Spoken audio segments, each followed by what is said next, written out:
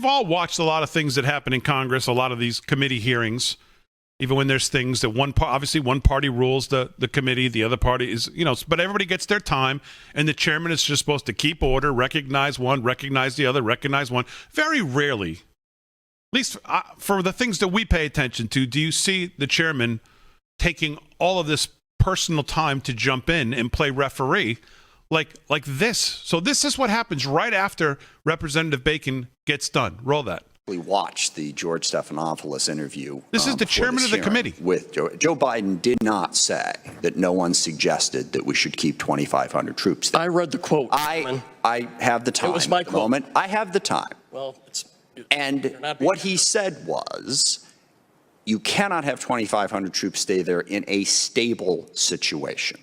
So we should at least be accurate about what information was provided. I would urge everyone to go back and actually look at the words and not take what is being said here as accurate. Chairman, I read the quote.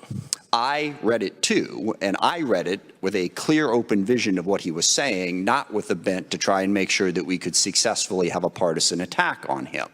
He was asked, could they stay there in a stable environment? That is the option, he said, wasn't on the table, not because it wasn't offered, but because it didn't exist. Freeze this right there. This guy's out of his tree. Can you pull up the thing from yesterday? We have it, the actual clip from little Georgie.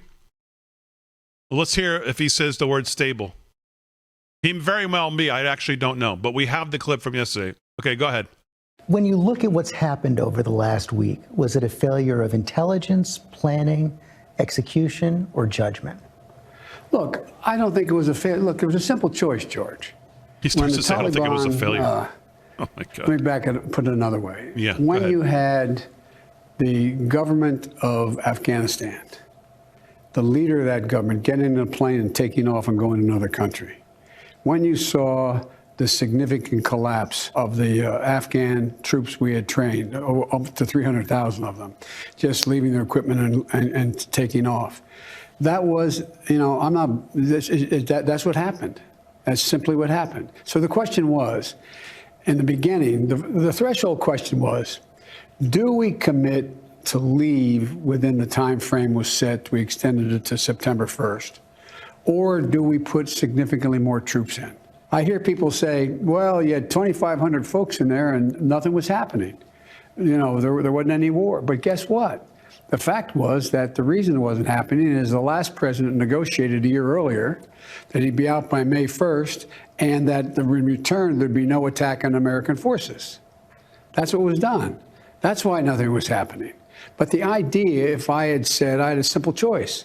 If I had said, we're going to stay, then we better be preparing more troops. But your top military advisors warned against withdrawing on this timeline. They wanted you to keep about 2,500 troops. No, they didn't. It was split. That wasn't true.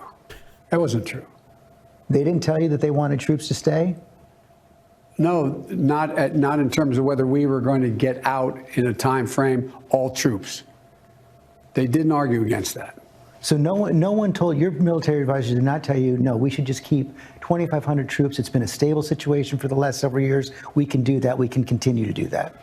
No one said that to me that I can recall. Okay. The only person that said the word stable was right there at the end, little Georgie. He's the only one. At no time did Biden said, well, it's under a stable situation. There was no question posed with stable situation. Yeah. But Smith did say that. Smith said that he was asked about a stable situation. So, but let's be honest, that's a stretch.